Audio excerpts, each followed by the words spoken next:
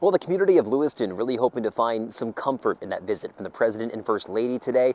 In the meantime, they're doing what they can to wrap their arms around each other as well. This community center today is handing out these batches of 18 ribbons, one for each of the lives lost in that mass shooting last week. They are asking people to take them and one at a time tie them up wherever they can. A reminder that those people who were lost last week will never be forgotten by this community or the state of Maine. We're also seeing so much around town of that tagline, Lewiston Strong. Those are the two words that have really bound this community together over the last 7 days or so. We've seen it from Main Street, the front yards of houses, the local high school football field. It's a rallying cry for those who lost loved ones, as well as support for the police officers, EMTs, doctors, and nurses who all answered the call last week and worked to save lives.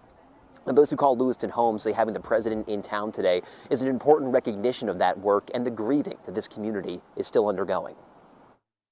I think that to me, it represents the highest form of respect you can show. And I'm honored and pleased that our president is able to see that and demonstrate that in leadership.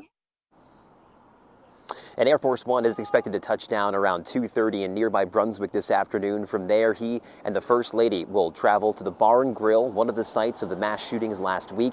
They'll lay down a wreath at the memorial that's been growing. Many people have been leaving things like flowers and pumpkins there since last week. They'll then travel to Just in Time, the bowling alley where the shooting first began. They'll lay another wreath, and the president is expected to share some remarks before meeting with friends and family members of the victims. Now, important to think about where Lewiston was just 7 days ago. Last Friday, the manhunt for the suspect still underway, a shelter-in-place order still there. Now the community beginning that very long road to a healing process. Those here in Lewiston hoping the president and first lady can help them on that long road. Live in Lewiston, Ross Ketchke, WMUR News 9.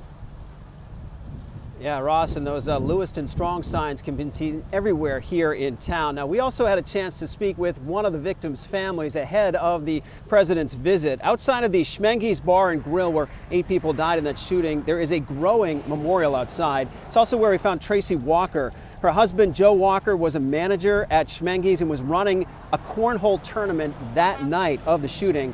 She says she was invited to speak with the president today. She wants to discuss why warning signs about the shooter didn't prompt action and prevent this.